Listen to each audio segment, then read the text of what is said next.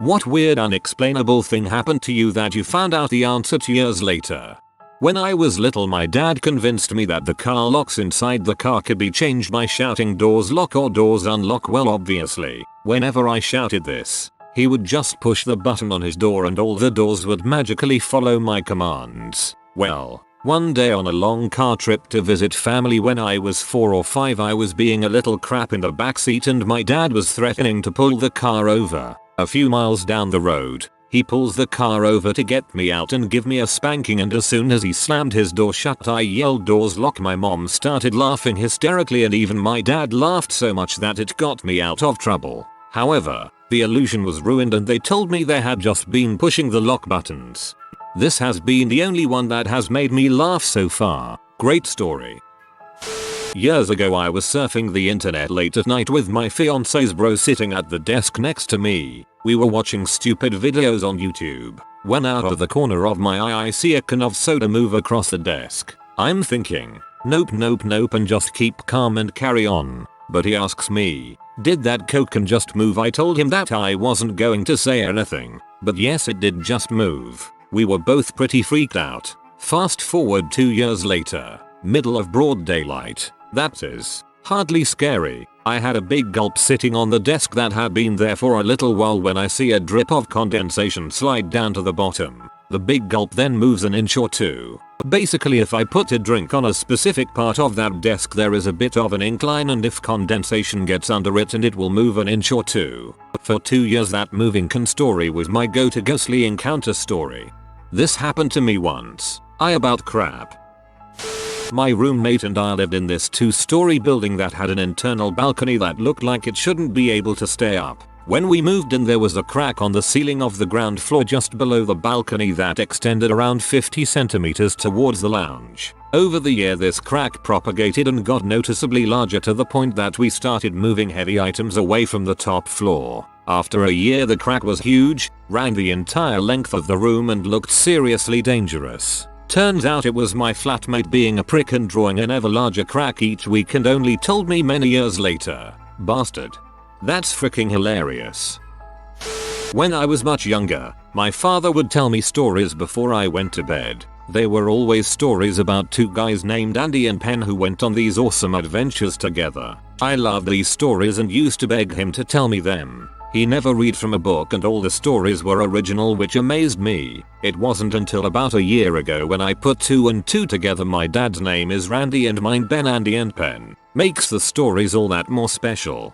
My dad did something similar. He'd always tell me stories before bed, and he'd often ask what he should tell me about. I'd always reply with Das Inders, which means it doesn't matter. Now Das also means badger, and he would make up all these crazy awesome stories about a badger named Inders. One time when I was about 7 years old I heard a weird high whispery voice saying things that I couldn't quite understand while I was trying to sleep at night with a cold, and it frightened me a lot, and the more panicked I got about it, the louder it got. Years later, aged about 15, I realized that's the sound my nose makes when I've got a really bad cold and I breath in and out quickly. Similar story, when I was a young kid and I would lie in bed falling asleep, I used to be terrified by this thumping sound I would hear all the time. Turns out I was hearing my own heartbeat in my ear when I had it pressed against my pillow. When I was pretty young, 5 or 6, I had a semi-irrational fear of thunderstorms, tornadoes, and once a week I would hear this low grumbling noise while I were in bed drifting off to sleep. This noise would scare the crap out of me as it sounded like a storm coming in right outside my window. Fast forward a year or so for me to come to the realization on my own that it was my father rolling the dumpster out to the curb for trash day. To be fair, those things sound so much alike, it always takes me a few seconds. One time I saw a light flash across the sky when I was 5 or so. It zoomed around and I thought UFOs were a thing. No one told me otherwise. Flash forward many years later, I learned what a spotlight was.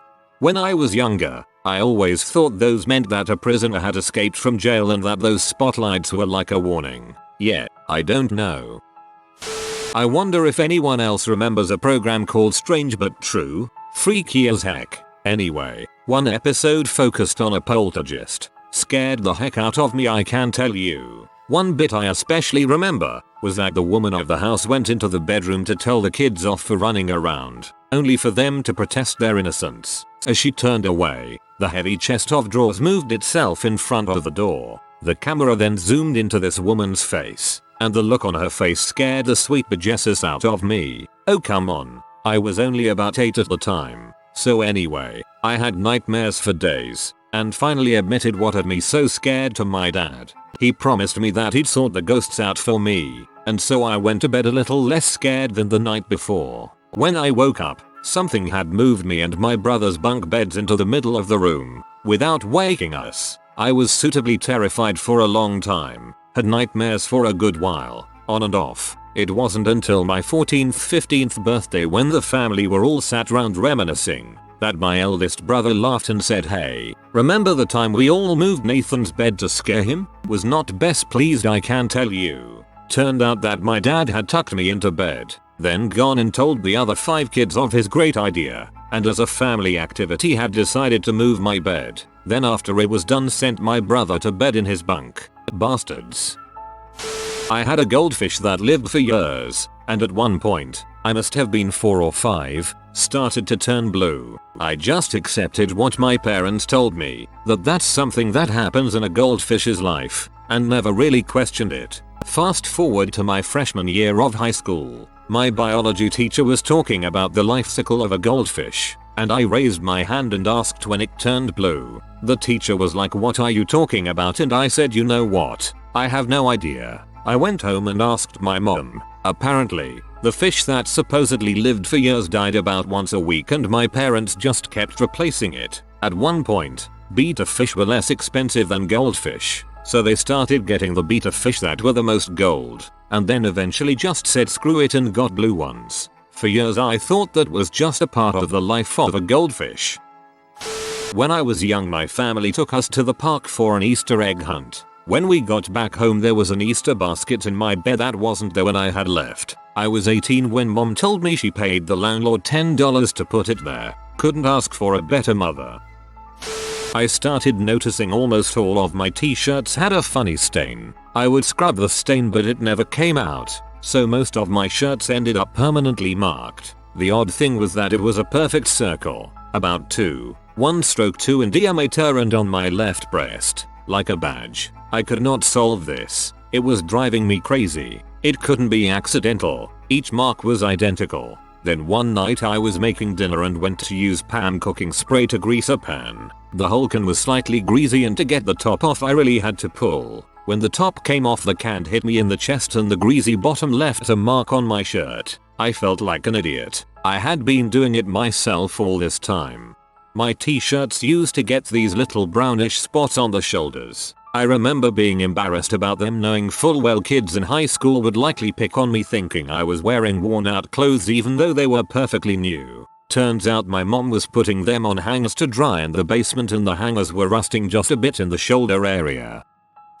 I was going on a date with this guy, and we were supposed to meet at a restaurant. On my way there, I decided it would be sweet to bring him a flower. I pulled into a gas station and went inside. Mind you, this was kind of a rough part of the city and I was young and naive. After looking around for a minute, I said to the attendant, "Do you have flowers?" "A rose?" he asked. "Yeah, a rose." "Perfect." He gave me a really uneasy look and said, Do you have your ID?" "My ID? For what?" "To buy a rose." He just nodded while still looking at me like I was a lunatic. I mumbled something about changing my mind and left, thinking he was a pervert or something. I went on my date and didn't think about it again. Years later, while working as a counselor at a rehab, I discovered that a rose is slang for a crack pipe. I tried to buy a freaking crack pipe. TL. Doctor almost brought my date a crack pipe as an icebreaker.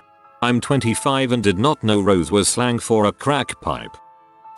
I was jumped when I was 13. Had $50, my phone and my wallet stolen. When I got home with 2 black eyes and a bruised nose, my father just asked where it happened and what the guy looked like. Then he just said, "Wait here." About an hour later he came home with my SIM card and $100. He just said, "Here, we won't speak of this again." I was shocked, but it wasn't until I was about 20 and was in the pub with my drunk uncle and he let the story out. Apparently my dad went and got my 3 uncles and they found a group of guys in the same spot, but not the guys that robbed me. They held them all against a wall with weapons and searched them all. During the search they heard a smash and saw that one of them had my phone and threw it over a wall and smashed it. They had bought it off the guys who robbed me just before they left. So my dad wouldn't let anyone leave until the guys came back. After the friends called them to come back, they refused. So my dad took any money the friends had on them and warned them if he ever saw them again he'd take out his frustration on them because he couldn't get to their friends. I was in awe.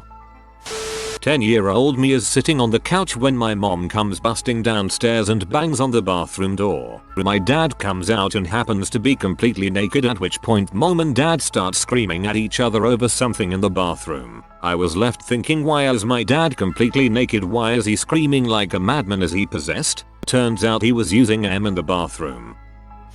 My parents used to drag my sister and me to visit my great-grandmother in the nursing home. She was in her 90s. Totally blind, and maybe 90 pounds. She would sit in her chair and she'd ask to touch our faces and she'd say how much we'd grown and she'd ask us questions and stuff. It was weird. I was like 10 at the time. My folks would bring hoodsies, so it worked out in the end. Anyway, so we'd visit her and her roommate, or whatever, was always in her bed. She was always trying to talk to me. She knew my name somehow, but didn't say much of anything other than that. I think she had dementia or something. My parents were polite to her, but they'd angle me back towards Nan for some more face touching and general awkwardness. I find out like a year ago that random other lady was actually my other great grandmother, who was in the same room purely by coincidence. She was on my dad's side, and there was some big falling out or something, and so he never had any relationship with her. It wasn't that she knew my name, it was that she thought I was my father,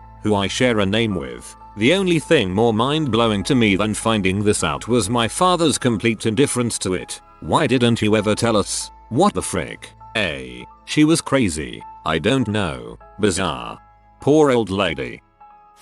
When I was 9, I watched my mom get ready. She came into my room and looked through my closet saying she wanted to play dress up and to pick out something nice for her to wear. I gave her my favorite blouse, which was actually one of her old blouses that she gave me to play with. She sat at my desk and I pulled out all of my makeup. I started to pretend that she was my client and I was her beauty consultant. She asked me to help her look beautiful, more beautiful than she's ever been before. I told her what I thought would look the best, while I mimicked what she was doing in the mirror. Years later I found out that my mother was getting dressed up because she was going to confront the woman that my father was having an affair with. It broke my heart. Still does. Ignorance is bliss. Update. My father ended up having a child with the other woman and my mother finally left. She is now happily married to a wonderful man, and I have a beautiful half-sister. You were probably something like battle armor for her. Having that happy moment with you was affirmation for what she was about to do, I'm sure. I had 6 pet crayfish at one point. I smoked a lot of weed at uni. About a week and I find a body of a crayfish that I assumed died in the night, so I went outside and buried it in the courtyard, gave it an honorable send-off. I get back to the tank and see that there are still 6 crayfish, and I distinctly remember that I only had 6, and 6 1 equals 5. So I shrugged it off and just assumed I miscounted in the beginning. Come the next few days and I find at least 4 more bodies, but there are still 6 live crayfish in the tank. I assume that I have lost my mind and spend countless hours awake trying to figure out what the frick is going on. There's no way that they can have babies that grow up that fast. My friends aren't sad enough to keep buying more and putting them in when one dies, or are they? So I strongly believe about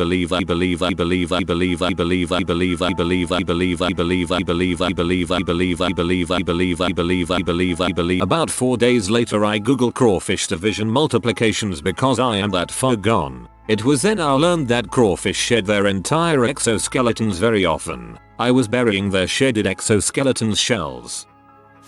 When I was a kid, we went to the next town over for a rock show. On the way home we drove by a farm with what looked like a UFO hovering next to it. My dad, the alien UFO enthusiast, is flipping crap. I am screaming in the back seat, urging my mother to drive. For years I refused to go to that town. One day my mother asked if I wanted to go to Dairy Queen. Not thinking, I said yes. Halfway there I remember it's in that town. Scared to learn the answer, I waited in terror to learn the answer. It was a bright but barn light. This is why I am terrified of aliens. I had a very controlling boyfriend when from 16-19. I tried breaking up with him, but he would pretend it never happened and continue to come around. Things got scary and all of a sudden he ended up spending the winter break out of state with his childhood best friend. He wrote me one letter and I responded, and that was it. He never contacted me again even after I knew he was back. Fast forward 20 years and add Facebook. It turns out my dad had passed away when I was 14. Told his parents everything, including the time he hit me, which I didn't know she even knew about. My mother told his parents to make sure he would leave me alone or she would make sure he left me alone herself. So his parents sent him away and warned him to move on. She was also having his letters sent back to him so he couldn't sucker me in, and informed his parents he was still contacting me. I was afraid to tell my mom so many details, but it seemed like she knew everything anyway. She was my hero and I didn't even know. What a mom, buy her flowers or SMTHG. When I was a kid, it started to storm when I was outside playing. Continued to play, and lightning struck a tree right down the street. A little bit of bark flew off, but that was it. Nothing major happened otherwise. About half a block away. Fast forward about a week and it's hot and dry now, and I am outside playing, and that same tree caught on fire. Never understood why it would just light up in flames like that spontaneously. Fast forward years later and I understand the physics of trees, tree sap, superheating, and the insulating properties of wood. Dried out the tree from the inside out, baking the sap outwards. Once the superheated sap go to the surface, flames. Kinda cool to know, have seen. If it were me, I would have never figured this out.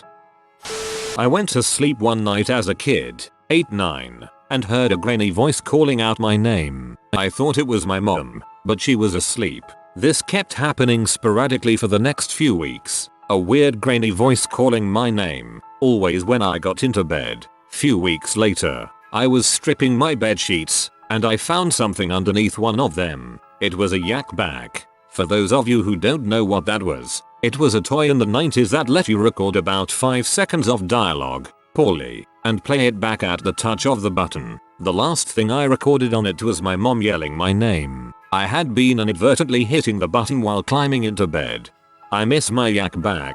I think my parents took it away from me because it was super annoying.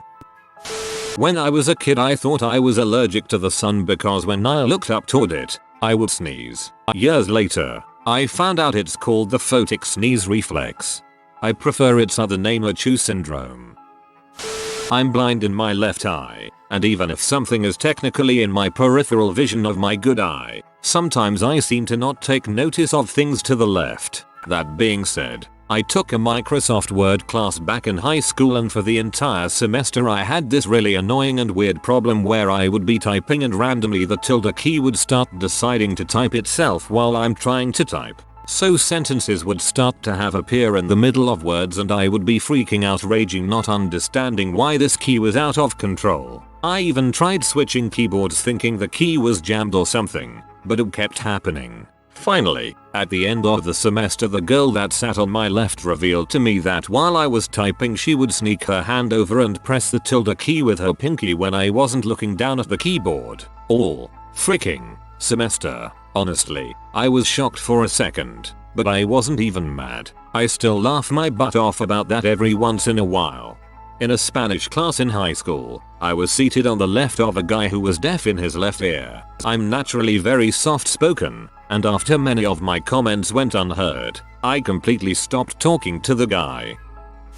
Posted this in another thread, seems more relevant now. I was a little girl, 8 or 9, when I started to hear knocking in my room at night. It would go on for hours non-stop, until I fell asleep. This happened for weeks at a time, mostly during the summer. Now, I was a smart and stubborn kid, and refused to believe in ghosts or magic. By the time this knocking had gone on for about 3 weeks solid, I was whispering, "Hey, if you need help crossing over or some crap, that's fine. Just let me go the frick to sleep."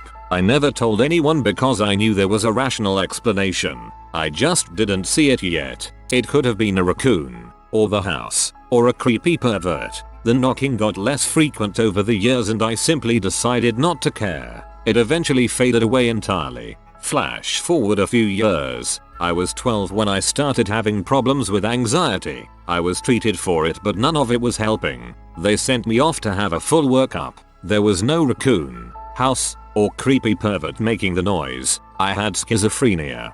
Definitely thought this was going to end with you saying you later discovered it was the sound of your parents boning. As a kid, I loved going to see my uncle. He owned a motel. I was very young, so I don't remember much more than playing with a telephone and switchboard. This was in the 1950s. We never went to visit him again. Years later, I found out that it was because he blew his head off with a shotgun. My friend was born and raised in Poland and moved to England in her mid-teens. She had a poor but manageable grasp on English. Beautiful, but she still has a face that tends to intimidate people as well as her monotone voice. On a shopping trip to Asda she couldn't find what she was looking for and asked for help, which is big for her as she hates talking to strangers. She asked the assistant for Pizzerkirkzucker what she understood translated to chicken breast. He stood, stared at her and showed her where they were and kind of left the situation as fast as he could, yet always glancing at her awkwardly whenever she returned to that shop. She found out months later that although she pretty much got the right words, she couldn't go around asking people to show her where the chickens were. Haha, Polish girl checking in. My uncle has done the same thing when he visits the States, but asks for chicken boobs. When I was 12 I was at school and ran into my teacher talking to my mom. My teacher turned to me and said, "Have your ears been ringing trying to holler? Because we've been talking all about you." So I assumed for years when your ears rang someone was talking about you. Man, did I think I was popular, but also found it weird. Turns out it's tinnitus and runs in my family. When I was 6 years old everyone in my class got school pictures except for me. I thought my teacher was a bee for giving everyone pictures but me. Turns out my parents couldn't afford school pictures. Honestly, school pictures are a ripoff. $60 for a folder of pictures of you in front of a solid colored background. I thought I got hit by a motorbike when I was a kid in Vietnam. I remember crossing the street too early when I was about 4 years old and seeing a bike coming straight towards me. Next thing I know I was knocked on the ground crying. This was in the early 90s. Recently my sister told me some man actually pulled me back and saved my life. I'd like to thank that guy. This kinda fits into the weird category. When I was very young and playing Silent Hill, probably too young to be playing, there was a certain room you could go into where there were nooses and engraved plates behind each one on a wall stating what each person who got hung was executed for. One said that a man was hung for arson. Being a kid I didn't know what arson was, so I asked my dad. He told me arson is when you cross the street without there being a crosswalk. I was horrified and astounded. I didn't know you could be sentenced to death for that. Many years later, after I had forgotten about the incident, someone brought up arson. I knew what it meant by that time, and I had a flashback to what my father had told me. Mystery solved. Was never in threat of being hung for arson as a child. Classic dads, always letting their kids play Silent Hill and then telling them false definitions of various felonies. If you are new to the channel, you can subscribe. I publish new videos every day. Until then, check another video.